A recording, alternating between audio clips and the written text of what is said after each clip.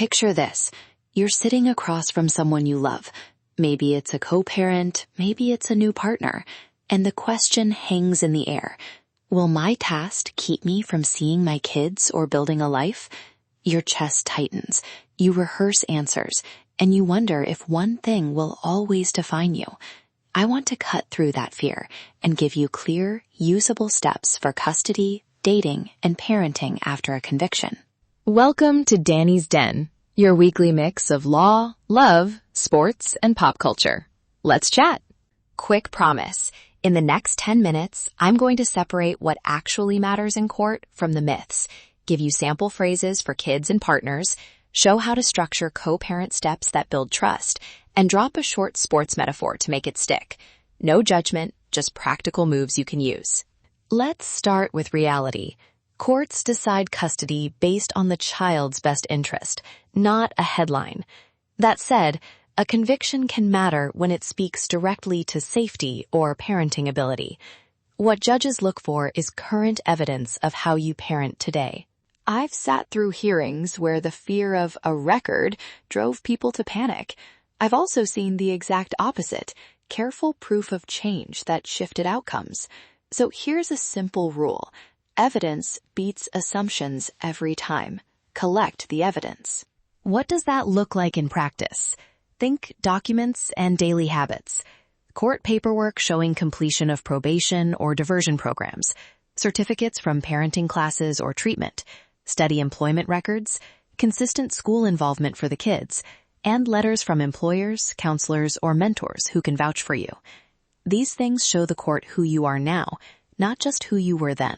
If you have any upcoming deadlines or court dates, move quickly. Timelines matter. Talk to a lawyer who handles both family and criminal matters. They can help you strategize about filings, record sealing where possible, and the kind of parenting plan that will support your case. Now, the emotional work. Telling your kids or a new partner about your past is hard. It hits pride, fear, and 1,000 what-ifs. But honesty done well protects kids and helps build real relationships. For kids, scale the truth to their age. For a young child, short, concrete, and reassuring. I made a mistake before you were born, I learned from it, and I keep you safe. For a teen, more context, invite questions, and acknowledge feelings. Keep the focus on safety and on what has changed. When it comes to partners, timing is everything. You don't owe full disclosure to a swipe right conversation. But when things get serious, honesty matters. Try, there's something in my past I want you to know, because honesty matters to me. I was convicted of X. Here's what I did afterward, and what I'm doing now.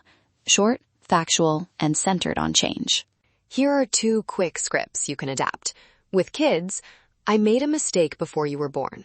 I worked to fix it. And if you ever have questions, I'm here. With a partner, I want to be clear because I respect you.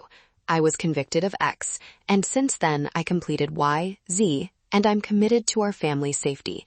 Those lines keep it honest without oversharing or getting defensive.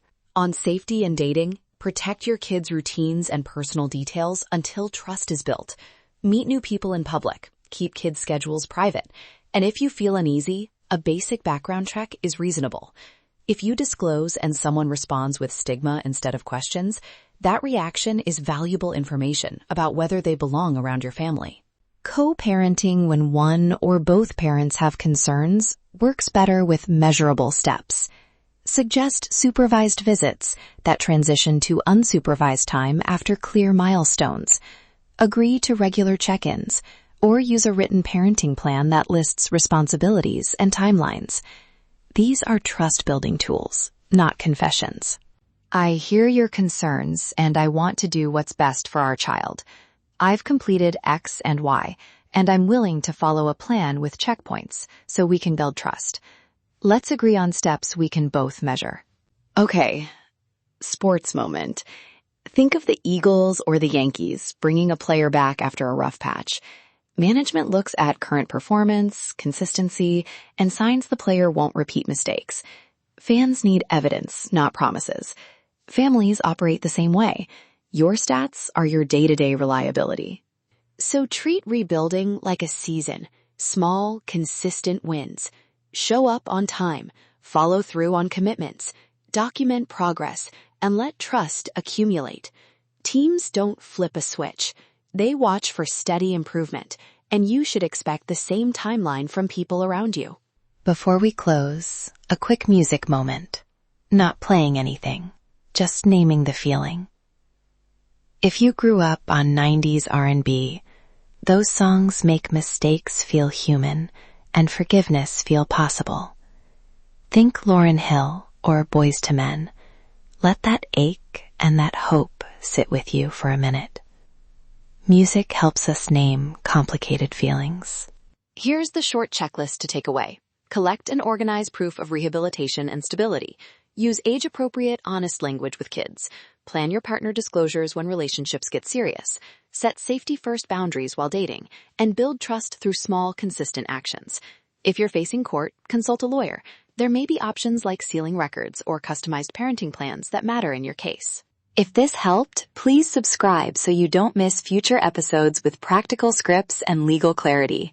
I put a lot into these shows because I want you to leave with something you can use right away. Thanks for listening to Danny's Den. If you have a specific legal issue you want help with, visit thelegalassistantcenter.net to book a free 30-minute consultation to see if I can assist. You can also drop a comment in the episode comments. I read them. Let's chat.